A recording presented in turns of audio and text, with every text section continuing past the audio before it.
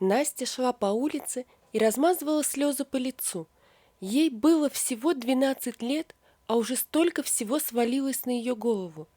Когда Насте было 5 лет, она была беззаботной девочкой. Помнила утренник в любимом детском садике. Тогда, 8 марта, мама сшила ей красивое платье. Настя была самой красивой, а еще ей дали выучить большой стишок. Когда мама смотрела на нее, читающую трогательный стих, то украдкой смахивала слезы от умиления и гордости за дочку. В тот же день ее друг Лев подарил ей цветок. Ох, и получил он тогда нагоняя от воспитательницы, ведь цветок сорвал с клумбы. Настя шла из садика и держала цветок, а мама улыбалась, глядя на дочь. Этот день Настя запомнила еще и потому, что в тот раз мама улыбалась в последний раз. Маленькая девочка не знала, как тяжело матери дался этот поход в садик, что мама тяжело больна и, превозмогая боль, пошла полюбоваться своей дочкой. На следующий день маму положили в больницу. Настя с папой навещали ее, а потом папа уже не брал девочку с собой. Мама Насти не хотела, чтобы дочка запомнила ее такой.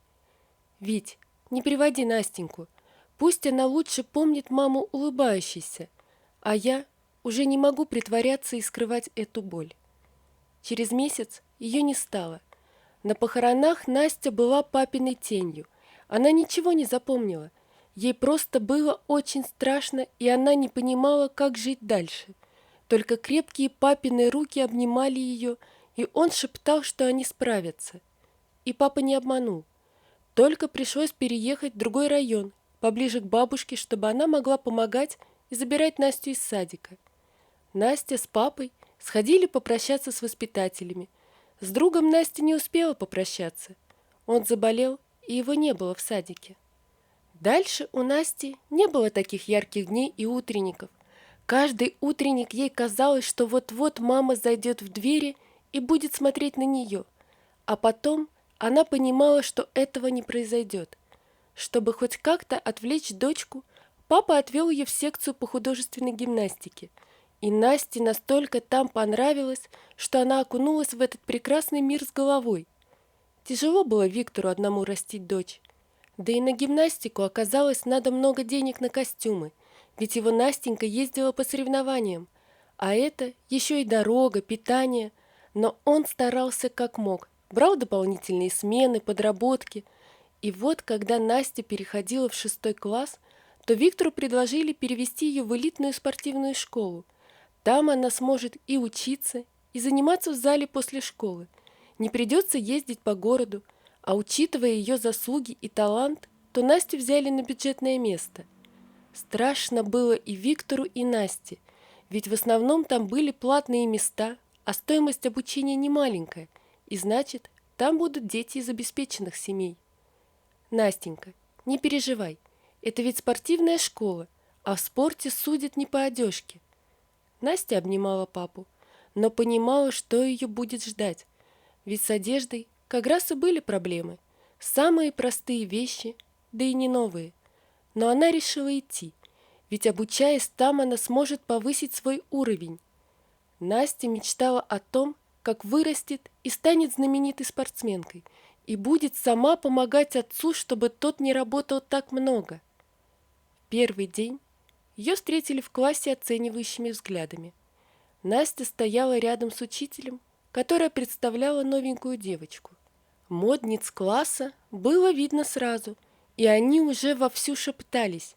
Мальчишки глянули мельком и отвернулись, и только один мальчик смотрел прямо ей в глаза и улыбался. Насте показалось, что она его где-то видела, хотя она не могла пересекаться со столь обеспеченным где-то. Мальчик встал и предложил учителю посадить их вместе. Одноклассники покосились на него, но ему было все равно. Он сразу узнал свою подругу из детского садика. Еще тогда он был втайне влюблен в нее и однажды даже сорвал для нее цветок с клумбы.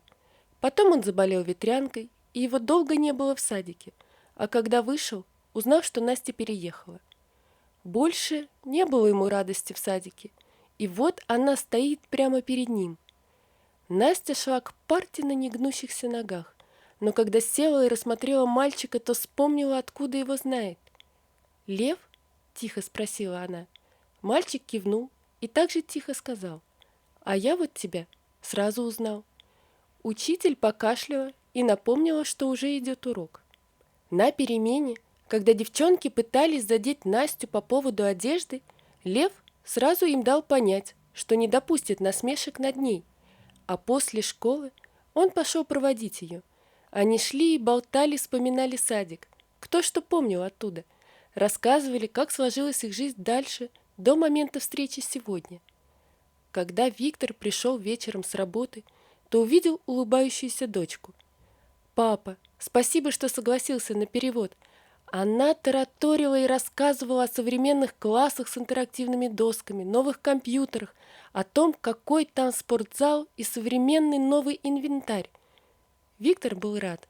Он сегодня весь день был как на иголках из-за переживаний. «Пап, представляешь, а еще я там встретила друга с садика. С того садика, куда я ходила до того, как...» И она замолчала. Мысли о маме тут же навеяли грусть и тоску. Но Виктор быстро вернул ее к теме мальчика и вспомнил сам тот случай с цветком. А потом они достали фотоальбом и смотрели снимки с того времени. Этот учебный год пролетел как одно мгновение. Настя хорошо училась и выступала на соревнованиях. Уже к концу учебного года ее фотография висела на стенде лучших учеников. «Какие планы на лето?» – спрашивал Лев у подруги. «Соревнования и тренировки никто не отменял», – сказала с улыбкой Настя. «Да, и из города никуда не будем уезжать». «Насть, 20 июня у меня день рождения. Придешь?» «Я даже не знаю». Настя смутилась, ведь она совсем не впишется в круг детей богатых. Но Лев ее успокоил. «Настя, ну про школу ты тоже сначала так думала. И чей портрет теперь висит в холле?» С этим она поспорить не могла и согласилась. Дома она рассказала о том, что Лев пригласил ее на праздник. Вот только что дарить, когда в семье каждая копейка на счету. «Доченька, а помнишь, ты говорила, что Лев увлекается коллекционированием самолетов? У нас есть целый месяц, чтобы сделать модель. Я хорошо работаю с деревом, а ты будешь помогать клеить и в мелких деталях». Настя с восторгом восприняла идею отца. Да и Льву явно понравится, и второго такого подарка не будет. И вот настал тот день. Настя одела красивое летнее платье. Оно очень шло девочке. Конечно, оно было не новым, но чистое и опрятное. С сандалиями была проблема. Вчера она порвала свои, а новые они могли купить только с зарплаты. На улице-то можно было в легких кедах гулять, а вот как идти на праздник? Но тут помогла соседка, которая узнала о том, что случилось, спросив грустную Настю, сидящую во дворе. В прошлом году у нее внучка гостила и забыла свои сандалии. Они были не новые, но целые и хорошо смотрелись с платьем. Вера Борисовна всегда помогала семье, чем могла, ведь видела, как отец Настеньки старается, да и муж ее подкидывал Виктору подработки. Настя смотрела на себя в зеркало и улыбалась. «Пап, я пойду?» «Иди, дорогая, только сильно не задерживайся, хорошо?» «Конечно, пап», — сказала Настенька и побежала к другу. Уже через 20 минут она стояла около красивого большого дома. Со двора доносилась музыка и смех. Набрав побольше воздуха, Настя нажала на звонок. Дверь ей открыла какая-то девушка и пригласила войти.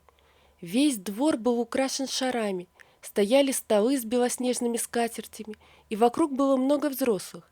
Их было больше, чем детей. «Но, может, дети в доме?» – подумала Настя. От всего этого великолепия ее отвлек женский голос. «А ты кто такая? И что тут делаешь?» Настя оторопела. «Я подруга Льва. Он пригласил меня на день рождения». «Тебя?» – прошипела женщина, уводя девочку подальше от гостей. «Да ты посмотри на себя и на наших гостей. Ты думаешь, здесь таким, как ты, место?» Настя смотрела молча. Сбывался наяву самый страшный ее кошмар. В это время к женщине подошел мужчина и Лев. «Мама, «Что ты мою подругу не пускаешь?» – возмутился мальчик. Женщина сверкнула на него глазами. «Подругу? Да ты мозг включай, когда приглашаешь. У нас тут такие гости, а ты ведешь домой эту?» «Это твои гости, а не мои», – пытался вмешаться мальчишка. «Мне на них все равно, и это мой день рождения». «Ах так, указывать будешь матери? Вот вырастешь, сам сможешь оплачивать свои праздники, и тогда будешь решать, кого приглашать. А ты, мерзавка, пошла вон». Настя уже не могла сдержать слез. Уронила коробочку с подарком и бросилась бежать.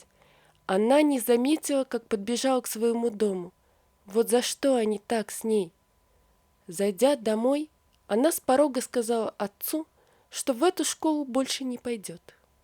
Виктор напоил дочку чаем, а потом расспросил, что случилось. Он хотел встать и пойти туда, показать, что нельзя обижать его дочь. Но Настя схватила его за рукав и умоляюще посмотрела. «Не надо, пап, они все равно не поймут». Виктор думал, что дочь постепенно остынет и вернется в школу. Но она была непреклонна, и они забрали документы из школы. А через месяц Виктора повысили, и они переехали в другой город, где находился филиал фирмы. Постепенно их маленькая семья обжилась на новом месте. Здесь Настя пошла тоже в спортивную школу, куда ее приняли с удовольствием. Только вот с новой должностью отца здесь Насте не пришлось стесняться своих нарядов. Перед школой ей полностью обновили гардероб. Новый коллектив и новые друзья помогли ей забыть, что случилось в родном городе. Настя заканчивала 11 класс.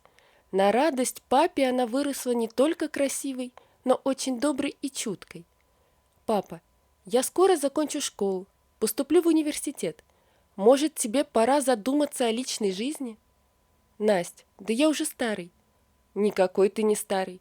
И я видела, как Ева Михайловна смотрит на тебя, да и ты на нее. Может, пора сделать первый шаг? Кстати, она едет с нами на соревнования. Может, и ты поедешь?» У Виктора накопились отгулы, и он решил поехать вместе с дочерью. И да, она была права насчет Евы Михайловны. В автобусе всю дорогу Виктор разговаривал с Евой, а Настя смотрела на них украдкой и улыбалась. Соревнования проходили хорошо, пока на второй день она не столкнулась со львом. Ее как током поразило. Сразу вспомнилось все и тот ужас, непонимание. «Настя, не уходи! Настя, прости! То был худший мой день рождения. Мать злилась, что я не выходил к гостям. Отец после этого сильно с ней поссорился, а через полгода они развелись. Мне он помогает до сих пор, а вот матери нет. Работает в гардеробе кинотеатра, так как больше никуда не берут. Она сама уже жалеет о своем поведении, только вот никогда не скажет об этом открыто». И опустил глаза. Потом, позже, они еще встретились и много разговаривали. Лев решил поступать в тот же университет, что и Настя. Уговорил мать переехать в другой город, а Виктор помог маме Льва с работой. Нашлось ей место и в компании, где он работал, но пришлось похлопотать. Настя съехала в общежитие. Не хотела мешать отцу и Еве Михайловне, ведь они начали жить вместе, а через год поженились. А на последнем курсе института и Настя со Львом начали жить вместе, планируя свадьбу. А на самом видном месте в их съемной квартире стоял тот самый самолет, который Лев сберег. Вот такая история, друзья. Напишите, пожалуйста, что вы думаете об этой истории. Не забудьте подписаться на канал и поставить лайк. Помните, что истории выходят не только здесь, но и на YouTube. Всего вам доброго. До свидания.